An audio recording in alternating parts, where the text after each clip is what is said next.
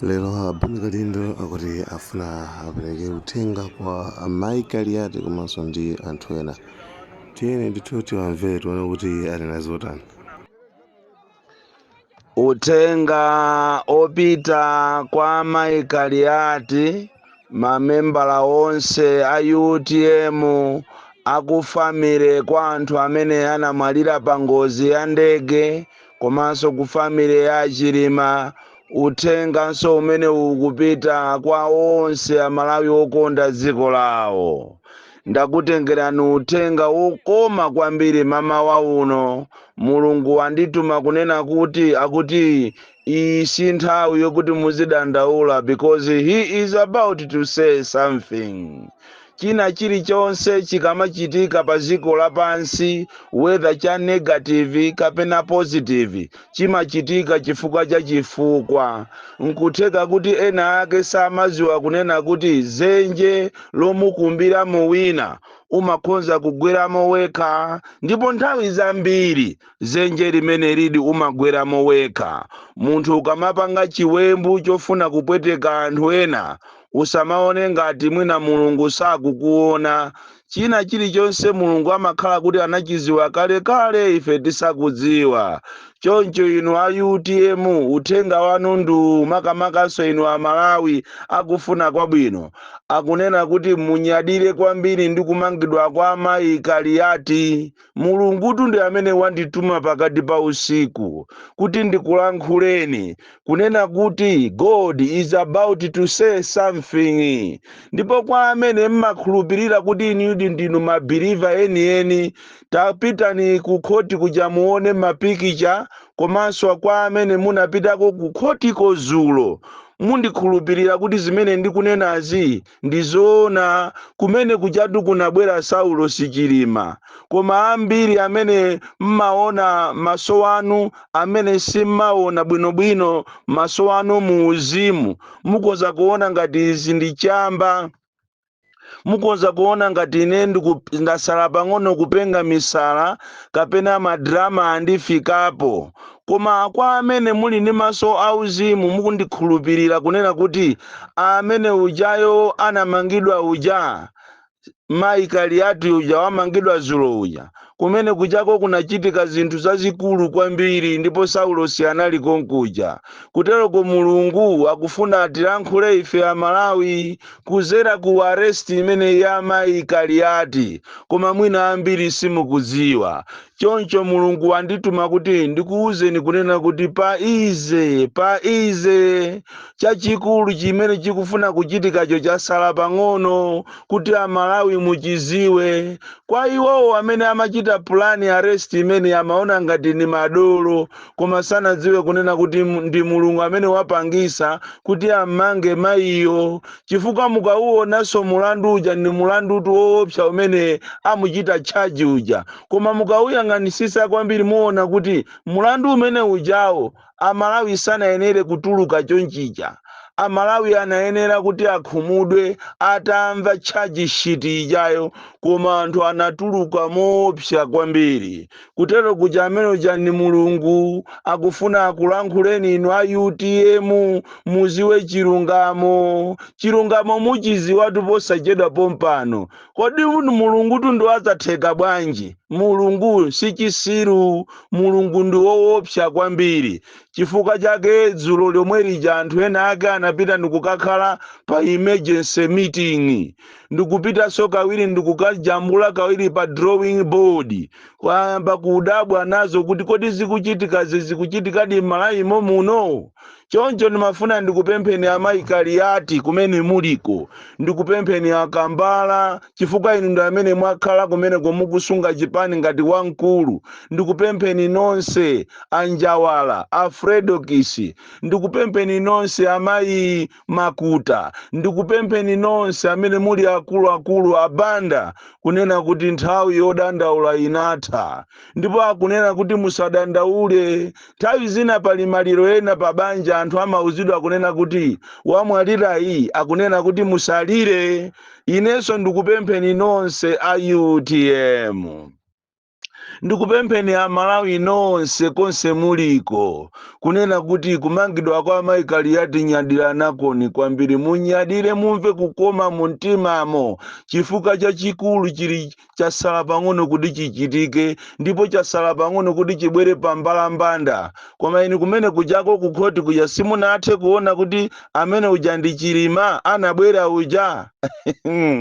Anthu amalawi tateni tizipemphera, tiyeni tizipemphera, tizimukhulupirira Mulungu, tizimukhulupirira Allah. Sapoti imene inabwera ija ndikufuna ndikuthokozeni amalawi, sapoti imene ija sikuti munangobwera kuzangopereka sapoti wambayi, koma Mulungu anakutumani kuti tabwerani kukhoti mukamuone chilima, koma ambiri chilima simunamuone. Ine namuonatu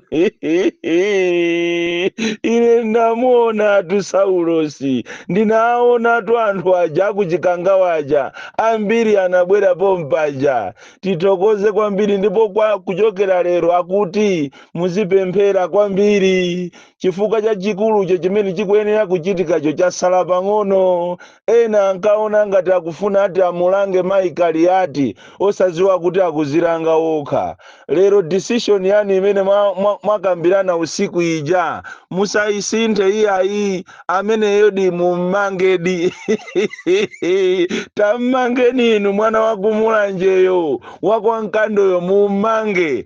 Patakhalanso kuti mukufunanso anthu ena kuti muwamange, inenso ndilirede chifukwa ine ndizadziwa chimene ndikumangiridwa. Ndipo patakhalanso plani ina monga mmene mwayikonzera, chifukwa pali mapulani ambiri amene mwakonza okhuzananso ndi ineyo B.Kalindo kumbali yophedwayi. Ine ndiye ndilirede tu kwambiri, ndipo ndikunyadira ndikukudikirani kopsa kunena kuti anthu anu amene mwakonzawo mwatumawo kuti ati athane ndi B.Kalindo mukungozitayisa nthawi. Ine ndine woopsa kwambiri.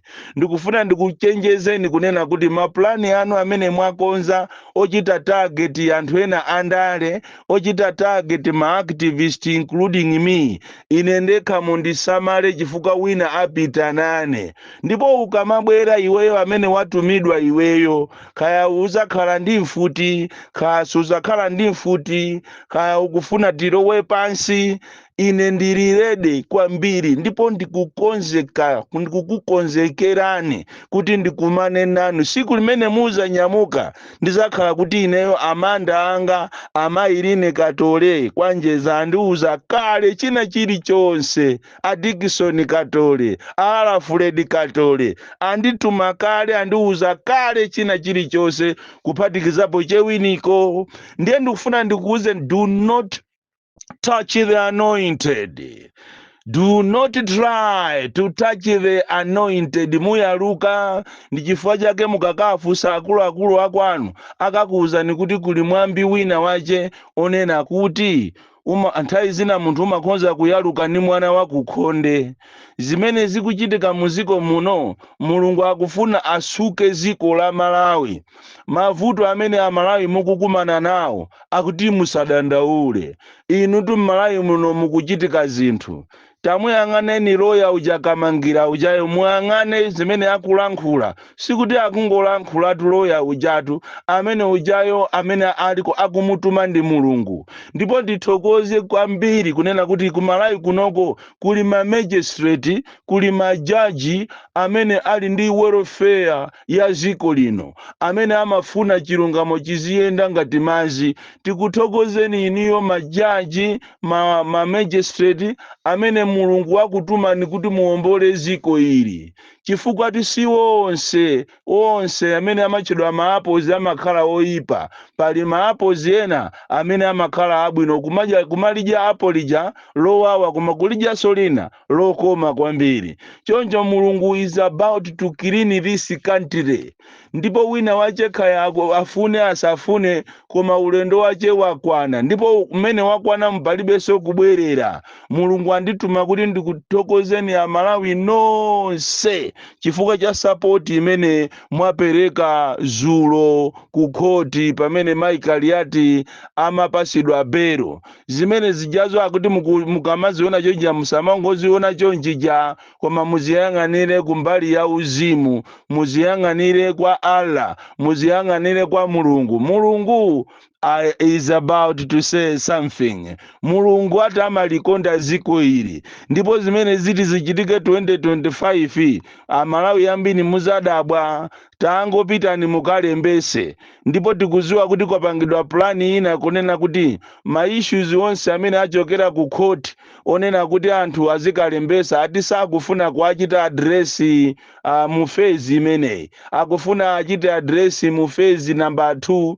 chifukwa akuti phase imeneyo izakhala kuti akulembesano madera ati akwawo. Choncho ambiri amene inuyo mukupita m'masentazi kuti mukalembese, ngati sakulembani musadandaule, inu tangotengani foni yanu muyimbe kwa the DC, kundiyimbira ine, kumuyimbira Ntanyiwa, kumuyimbira Wabakiri Muluzi, mupereke zina lanu, senta yanu, ndipo mumuchite koti amene yoyo wapa sentapoyo, kuti wankulu akuyang'anira pa sentapo ndi ndani, headmaster wapamenepo ndi ndani, ngatinso pali wa polisi wina wache mumuyang'ane pa mtima pachepo mutenge zina lache. Zonsezo muzilembe ndiye muzitumize kwa ifeyo, chifukwa zikapitirira akufuna kuti nanga pakali pano pa phase ya second week yayamba, komano anthu ambiri akubwerera, anthu ofuna kuti akachose nkhandweyo akubwerera sakulembesa.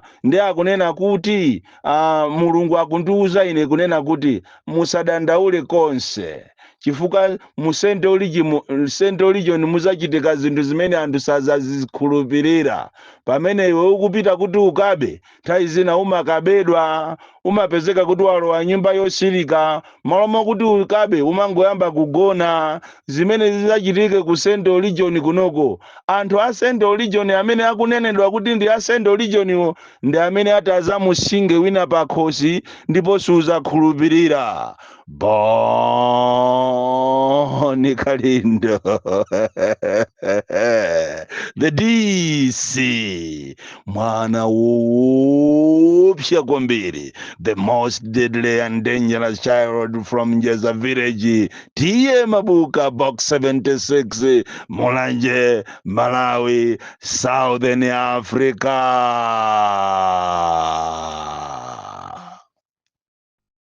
Like, share, Malawian cameras, right.